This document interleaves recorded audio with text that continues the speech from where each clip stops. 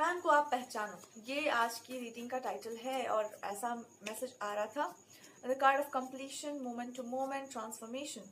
तो यहाँ पर आपको गाइडेंस दिया जा रहा है कि आप वैसे तो जानते हैं खुद को, बट कभी कभी इंसान किसी को टीज करने के लिए कुछ और बन जाता है, शो करता है कि लाइक देखो यू इफ यू रियली, होता है ना कभी आप किसी को कोई चैलेंज दे दिया जाए या कोई किसी को कुछ बोल दे तो आदमी उसको टीज करने के लिए दे बिहेव लाइक कि हाँ ठीक है चलो लेट्स हैव अ चैलेंज। कुछ समय के लिए मजा आता है, उसके बाद इंसान उसको भूल जाता है, बिकॉज आपको तो पता ही है कि आप कौन है और क्या है।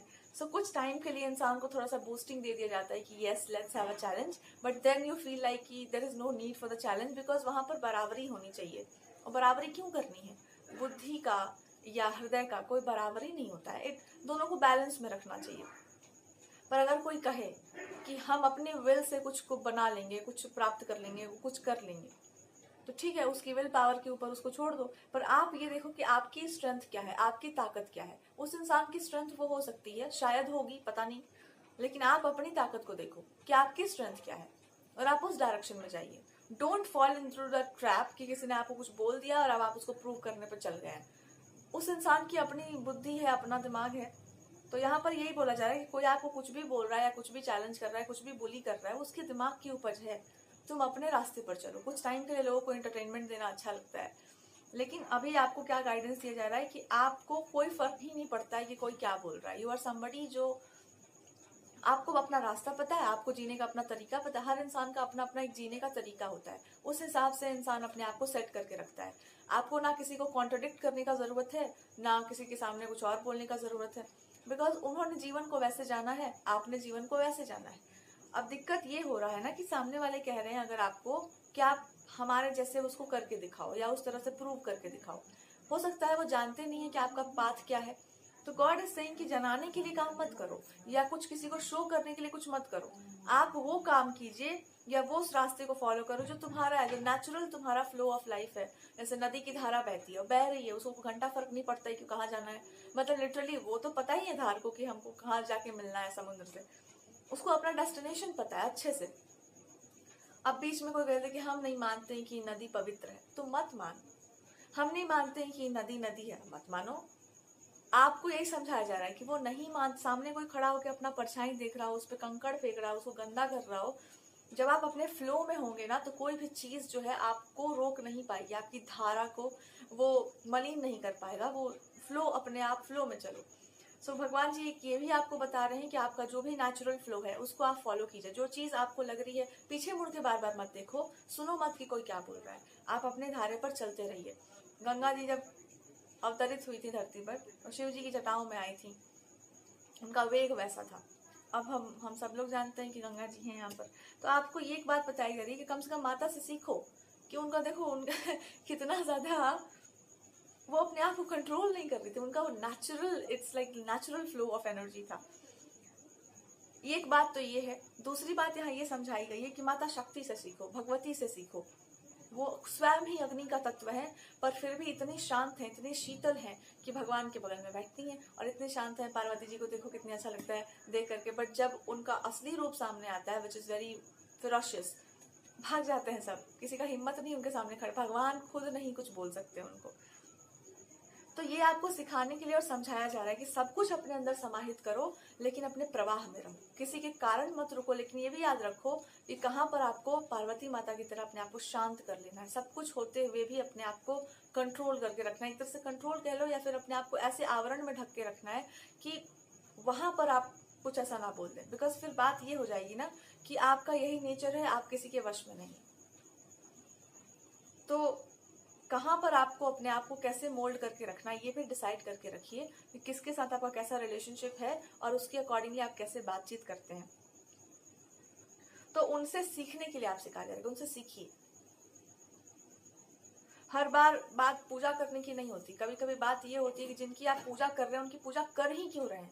उनकी लाइफ को देखिए, उन्होंने अपने लाइफ को, उनसे ज्यादा किसी ने मेडिटेशन नहीं किया होगा, उनसे ज्यादा किसी ने तपस्या नहीं किया, बट स्टिल बहुत कुछ उन्होंने एंड्योर किया था अपनी लाइफ में। So whenever you are asking about this question कि why this is happening with me, why that is happening with me, that is why it is happening because जितना बड़ा आपका लक्ष्य होता है, जितने आप हायर कॉलिंग जितनी होती है आपकी, उतना ज्यादा आपको घिसा पिटा जाता है। या ये कह लो कि रास्ते में सबके अड़चन आती हैं, लेकिन तप बहुत कम लोग करते हैं, तपस्या के मार्ग पर बहुत कम जाते हैं। तो आपको यही कहा जा रहा है कि अगर आपने तप का रास्ता चुना था या फिर आपने अपने आप को तपाने का मार्ग चुना था, तो आप किस मार्ग के पथिक हैं आपको पता होना चाहिए। हर कोई आपको क्वेश्चन कर सकता हो, ऐसे रास्ते पर ही मत जाओ जहां पर आपको क्वेश्चन किया जा सकता है। और अगर आपको क्वेश्चन किया जा रहा है इतना ज्यादा, तो मे बी उनके दिमाग में कुछ ऐसी चीजें आ गई हैं जिसका साफ होना जरूरी है, पर वो आपकी समस्या नहीं है। तो क्या आपकी समस्या है और क्या आपकी समस्या नहीं है, इसको भी बहुत अच्छे से सोच समझ कर चलिए। कुल मिलाकर आपको क्या समझाया गया, समराइज करो इस रीडिंग को। आपको ये समझाया गया कि अपने ऊपर किसी चीज का धब्बा मत पड़ने दो, कालिख मत पड़ने दो अपने ऊपर। और वो कैसे आप कर पाएंगे, जब आपके पास ज्ञान का प्रकाश होगा, जब आपके पास नॉलेज, विजडम होगी, स्पिरिचुअल नॉलेज होगी, और उससे भी बढ़कर आपको अपने आप का पता होगा। और इसके लिए इंसान को अपने भीतर उतरना पड़ता है। और ये कैसे कर लेंगे आप, भक्ति का एक मार्ग है, दूसरा एक मार्ग है ध्यान का। अब अभी बोला जा रहा है कि आपको पता नहीं है क्या करें अभी समय, तो कोई भी ना एक स्क्रिप्चर रखो अपने साथ, एक ग्रंथ रखिए अपने पास। और जब भी आपका मन भटके बहुत ज्यादा, उसको जाकर एक बार पढ़ा करो, ऐसे रैंडमली चेक किया करो। जो भी आप पेज को टर्न करेंगे, उसमें सबसे पहले जिस चीज पर आपकी नजर जाती है उसको एक बार पढ़ लिया करो, उससे पहले प्रेयर कर लिया करो। It will help you. ये इसलिए बोला जा रहा है बिकॉज आपका जब भी मन इस तरह से अशांत होता है ना, तो आप उस चीज में गिरते ही जाते हैं। तो उसे तुरंत अपने आप को बाहर निकालो। मन ही ऐसा है जो बहुत प्रभावशाली है। जब आपका माइंड बहुत स्ट्रांग है और आप इस तरह निगेटिविटी में जा रहे हैं, तुरंत अपने आप को पिक करो, तुरंत कुछ ऐसा करो, कुछ ऐसा देखो, कुछ ऐसा चैंट करो या प्रे करो कि आप तुरंत अपने ट्रैक पर आ जाए। किसी के भी कहने से, किसी के भी बोलने से, किसी के भी बुली करने से अपने आप को ना बदलना चाहिए इंसान को, ना खुद को क्वेश्चन करना चाहिए, बिकॉज दुनिया आपको हमेशा क्वेश्चन करेगी। सीता जी को भी क्वेश्चन किया गया था। अगर आप खुद को नहीं जानेंगे तो आप सच में पागल हो जाएंगे। अब खुद को कैसे जाने, आपका नेचर कैसा है, ऐसा ही है, बस खत्म। मेरा नेचर ऐसा ही है। अब हम उसको बदल लें किसी के लिए, उसको बदलाव नहीं कहते, उसको कहते हैं कि एडजस्ट कर लेना, कि इनको ये अच्छा नहीं लगता, हम अपने आप को एडजस्ट कर लेंगे। पर स्वभाव नहीं बदलता है कभी इंसान का, नेचर कभी नहीं बदल। जो बदल जाए वो स्वभाव ही नहीं हो सकता। भगवान का स्वभाव है कि वो दयालु है। अब उनको आप चीट कर देंगे तो क्या वो बदल जाएंगे? नहीं बदलेंगे। अगर वो बदल गया वो इंसान या वो चीज, तो वो उसका अपना क्वालिटी नहीं था। अगर आप किसी को चीट करते हैं, मान लो किसी को आप धोखा देते हैं, सामने वाला भी आपको धोखा दे दिया, ये क्या बात हुआ? आपने अपने किसी को चीट किया, आपकी मर्जी थी, बट उस इंसान को मे भी कुछ टाइम लगे उस चीज से बाहर निकलने में या उस अपने आप को बाहर लाने में। पर उसका वो नेचर नहीं है कि आपको दिखाने के लिए वो कुछ करके दिखा दे। नहीं, उसको पता है कि ये सिचुएशन में क्या हुआ। आप अपने कर्मों के हकदार, भागी हैं, हम अपने कर्मों के भागी हैं। हम आपके करने से हम क्यों अपने आप को बदल लेंगे, या आपके गलत करने से हम क्यों अपने रास्ते से भटक जाएंगे? इसलिए स्क्रिप्चर्स में कहा गया, हमारे धर्म में कहा गया कि भैया चाहे सामने वाला कुछ भी कर रहा हो, पति तुम्हारा चाहे जैसा भी हो, तुम मत छोड़ो उसको। क्यों? क्योंकि आप अपने धर्म से मत भटको। अब कहेंगे आपकी वो तो गलती करे तो सुधारो, सुधार भी नहीं सकता है वो, तो आप प्रे करो भगवान से। वो भी नहीं कर सकता तो उसको छोड़ दो, उसको बोलना छोड़ दो। लिटरली आप अपने रास्ते को सही रखो। आप उसकी करनी से खुद को भ्रष्ट मत कीजिए, क्योंकि आप भ्रष्ट होंगे तो आप अपने पद से भ्रष्ट होंगे। तो आप क्यों खुद को खराब करेंगे किसी के करने से या किसी के खराब कुछ करने से? इसलिए इस बात को ध्यान में रखते हुए किया गया कि एक टाइम पर तो ऐसा हो उसको खुद पे शर्म आए, या उसको ये समझ में आए कि हम लाख चाहे कुछ भी कर लें, पर सामने वाला इतना दृढ़ है अपने निष्ठा में कि वो भटकने वाला नहीं। शिव पुराण में स्टोरी आती है जहाँ पर उसका हस्बैंड, मतलब स्टोरी है, I will tell you in a short, आपको भी पता ही होगा। तो वहां पर जो उनके स्पाउस थे ना, वो बहुत ज्यादा भ्रष्ट थे। और वो जो है चंचुला की स्टोरी आती है, अगर हम सही याद कर पा रहे हैं तो, अगर हम गलत होंगे तो करेक्ट कर देना, बहुत पहले का पढ़ा हुआ था। सो वो भ्रष्ट हो गई थी because of the spouse, husband के कारण। एंड देन जब उन्होंने कथा सुनी तो फिर अचानक उनको बहुत रिग्रेट हुआ कि अरे हम भी गलती कर दी, हम भी अपने रास्ते से भटक गए। एंड देन वहां पर भगवान जो उनको क्षमा करते हैं, और उनसे क्वेश्चन पूछा जाता है शिव जी से कि आपने इतनी आसानी से इनको क्षमा कैसे कर दिया। एक लंबी सी स्टोरी चलती है और हम समराइज कर रहे हैं उसको। तो उन्होंने कहा था कि जब इंसान को अपनी गलती का प्रायश्चित का भाव आ जाए, उसके अंदर गिल्ट आ जाए बहुत ज्यादा, तो फिर वो अपने आप प्रायश्चित हो ही जाता है उस चीज का। जब आपके मन में किसी चीज का ग्लानि का बोध हो जाए कि हमने गलती किया, तो इंसान अपने आप उससे प्यूरिफाई हो जाता है, अपने आप वो पवित्र हो जाता है। तो कुल मिलाकर के जो भी स्टोरीज लिखी गई हैं हमारे यहाँ की, जो भी कहानियां हैं, उसका शॉर्टकट यही है कि हाँ ठीक है, आप भटक गए, मान लीजिए कि बहुत बुरा हुआ आपके साथ, वो बहुत अच्छी थी बट बिकॉज ऑफ संगति के चलते वो अपने धर्म से भी भ्रष्ट हो गई। तो एक बात तो यहाँ पर ये बताइए कि जब भी आप लाइफ पार्टनर चूज करो, थोड़ा होश में चूज करो, बिकॉज अगर वो साथ चलने वाला इंसान है और वो भ्रष्ट है बिल्कुल, तो आपको भी ले बीतेगा, चाहे आप कितने भी धर्मात्मा हो।